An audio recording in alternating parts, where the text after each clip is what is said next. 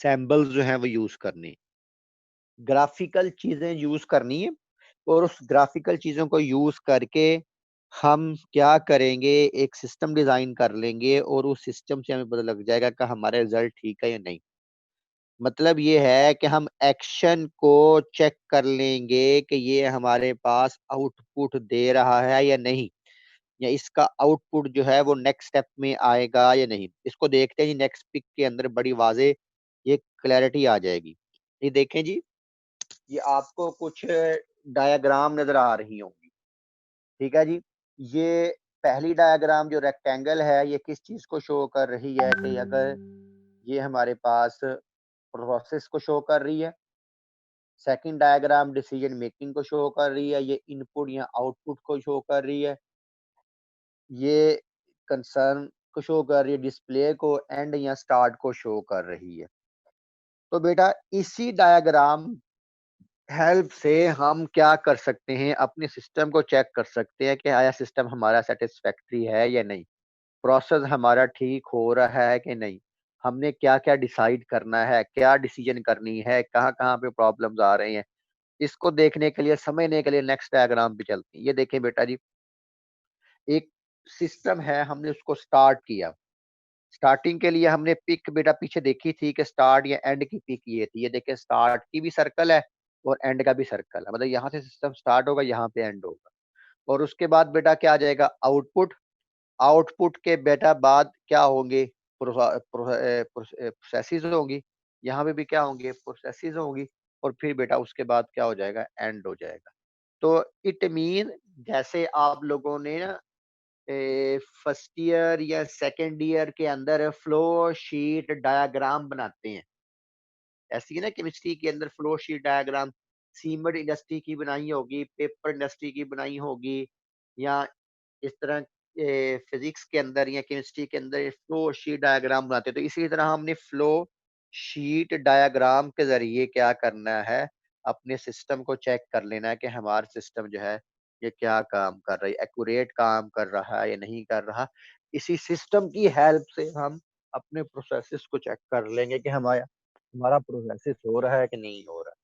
हाँ जी बेटा, ये बात क्लियर हो गई कि ये हमारे पास सिंबल्स होंगे कि इन सिंबल्स की मदद से हम अगले सिंबल जो है वो अटैच करते जाएंगे, और उसको अटैच करके अपने रिजल्ट्स जो हैं वो ड्रा करते जाएंगे। और इस तरह ये हमारे पास काफी हेल्पफुल होगा चेक करने के लिए कि आया रिजल्ट ठीक है या नहीं, एक्यूरेसी आ रही है कि नहीं, प्रोसेस के अंदर कहाँ कहाँ डेफिशिएंसी है, और इस प्रोसेस को हम कैसे इम्प्रूव कर सकते हैं।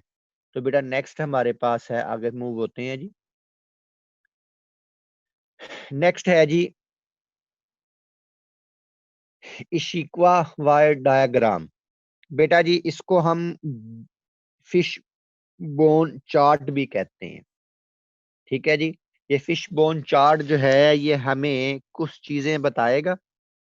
वो चीजें क्या हो सकती हैं बेटा जी, इसके अंदर सबसे पहली चीज जो है वो यहाँ पे देखें, ये हमारा इफेक्ट होगा।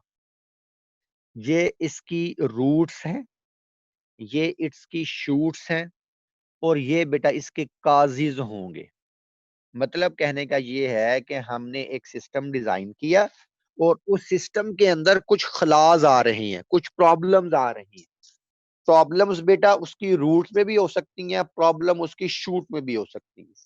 हम एक दरख्त की एग्जांपल लेते हैं कि दरख्त की कई दफा शूट्स के अंदर प्रॉब्लम आ रहा होता है, तो हमने उसकी शूट को काट देते हैं, उसकी काट झांट करके उस दरख्त को तनावर बना देते हैं। लेकिन अगर उसकी रूट्स के अंदर प्रॉब्लम आ गया है तो फिर बेटा हमें क्या करना पड़ेगा, हमें उस दरख्त को निकालना पड़ेगा और उसकी जगह नया दरख्त लगाना पड़ेगा।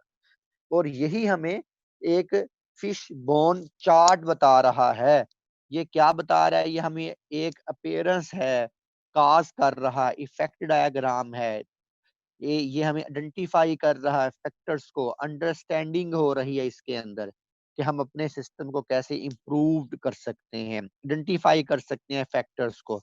और वो बेटा फैक्टर्स क्या क्या हो सकते हैं, वो factors are identify by the people familiar with the processes involve. बेटा ये स्टार्टिंग पॉइंट जो है major factor could be design using four Ms. बेटा 4 मेथड हैं, उन चारों मेथड के जरिए हम इसको बेटा चेक कर सकते हैं, मतलब 4M के जरिए हम इसको चेक कर सकते हैं। अब 4M कौन कौन से हो सकते हैं? 4M में एक मेथड है, एक मैन पावर है, एक मटेरियल है और एक मशीनरी है। मतलब 4 चीजों को अगर हम इकट्ठा करेंगे तो वो हमारे पास 4M बनेगा। या तो मेथड में प्रॉब्लम हो सकता है कि हमारा जो प्रोसीजर है वो ठीक नहीं है, या मैन पावर में प्रॉब्लम हो सकती है कि वर्कर काम नहीं कर रहे, या मटेरियल ठीक नहीं है, और या हम जो मशीनरी यूज कर रहे हैं वो मशीनरी जो है वो ठीक तरह से काम नहीं कर रही। और इसी तरह हमने फिर 4 P's बनाए हैं। 4 P's क्या हो सकते हैं कि या हमारी पॉलिसी ठीक नहीं है, या प्रोसीजर्स ठीक नहीं है, या पीपल ठीक नहीं है, या प्लान ठीक नहीं। मतलब कहने का ये है कि हमने 4 M's बना लिए हैं, या 4 हमने क्या बना लिए हैं, हमने P's बना लिए हैं। ठीक है बेटा, मतलब दोनों का सिमिलर है। बेटा पॉलिसीज ठीक नहीं है, प्रोसीजर्स ठीक नहीं है, पीपल ठीक नहीं है, या प्लान ठीक नहीं है।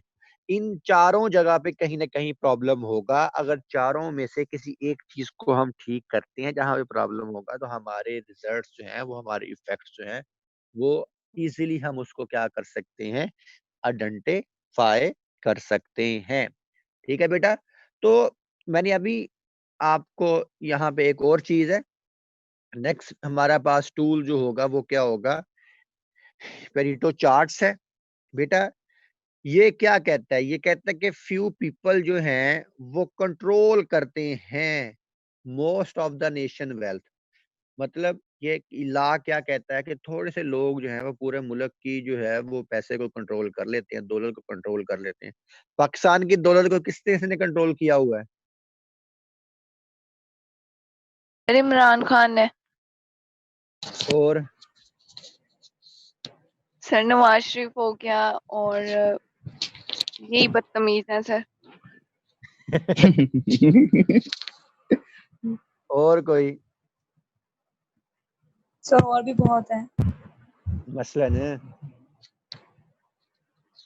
सर सबसे बड़ा निकास, कॉलेज। सबसे बढ़कर, शर्म करो, और शर्म करो। उसके ये बाद दिल्ली फहद यूनिवर्सिटी लाहौर। कराची सबसे बड़ी। ये ना, सर ये जो मुझे सिर्फ पैसे लेते हैं, पास करना मुकद्दरों की बात है उनके। अच्छा, फहद जो है ना, फहद ये भी बहुत बड़ा जो है ना, ये पैसे वाला है, ऐसे ही है फहद। सर 5 रुपए अब्दुलरहमान पड़े हुए जो हैं जेब में। वो भी बड़े अच्छे से खेलते होंगे। और अब्दुलरहमान भी ऐसे ही है ना, अब्दुलरहमान। वो लगता है मुझे गायब हो गया है।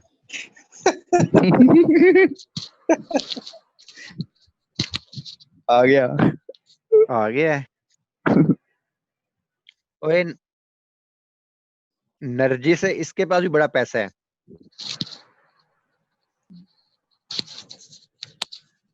सर तो इमरान खान बने हुए हैं।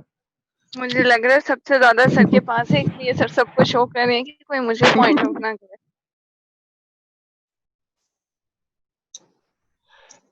बेटा जी ये चार्ट जो है हमें क्या बता रहा है कि ये ग्राफिकल वे के अंदर हमारे पास रिजल्ट्स जो हैं ये आएंगे इस तरह। अब इसमें हम एक एग्जांपल लेते हैं कि हमारे पास कुछ रिजल्ट्स हैं। पहला रिजल्ट हमारे पास 41%, second result 20%, next result 14%, next result 11%, next 9%, next. ये तो आपकी क्लास के रिजल्ट ही लग रहे हैं कि पहले क्लास जो है 41 की थी, फिर दूसरे सेमेस्टर में 20 की हो गई, फिर तीसरे में 14 की हो गई, नेक्स्ट में 11 की हो गई। सर 8वें सेमेस्टर में जाके 3 साल रह जाएंगे सर इंशाल्लाह। रुक जाए यहीं पे। 5 पांच पांच की रह अल्लाह गई। ना करे सब। तो बेटा ये जो है हमें एक ग्राफिकल वे के अंदर पेरेटो डायग्राम जो है वो ड्रा करेगा और इसमें ये जो लाइन